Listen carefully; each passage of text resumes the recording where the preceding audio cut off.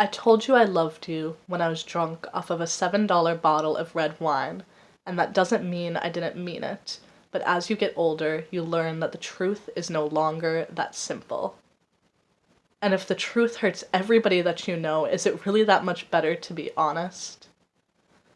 Honest, honest, honest. Honestly, I never predicted how fucked up this would become when I let my lipstick smear on the side of your temple, and if I was a mirror, maybe you would see the version of you that I knew from the time I was 5 years old, still playing in my mother's lawn, and I long for the version of you I met when I was 15 and still a little bit naive, wishing your lips would collide with mine like the cymbal in a symphony, creating a feeling of ecstasy between you and me before it was torn apart by the storm raging inside of a blackened sea.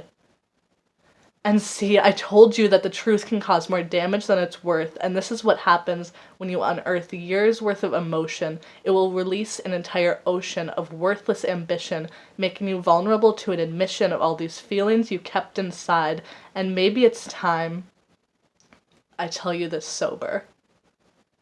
And moreover, you're the one person in this entire world that I don't want to hurt, but if this is what I think it is, then how can it cause either of us pain?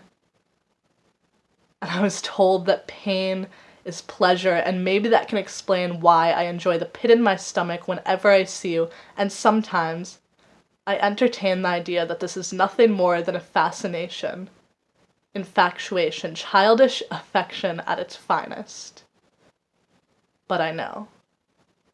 I know what the truth is, and it's nothing I'm prepared to deal with. Love. Love. Loving you is what it feels like I was born to do, and maybe I'm too young to understand the weight that my words contain when I tell you that I've fantasized what it would be like to spend the rest of my life with you by my side, but if I don't now, then maybe I never will, and I don't think I can go another minute without you knowing that I would rather doubt my own purpose in this world without you in it than live with the notion that you had no knowledge of my devotion to you and everything you do, and maybe this confession of my indiscretion is just a really long way to tell you that I'm in love with you. I'm in love with you, with or without the liquor in my stomach, and I'm sorry for being so honest. Hi everybody, that was a little poem I wrote called "Candor is not a virtue I wish to partake in." I wrote it about 6 months ago, around October, and although I feel that I am not the same girl I was when I wrote this poem, I've found a really deep appreciation for who that girl was and how she inspired who I am now.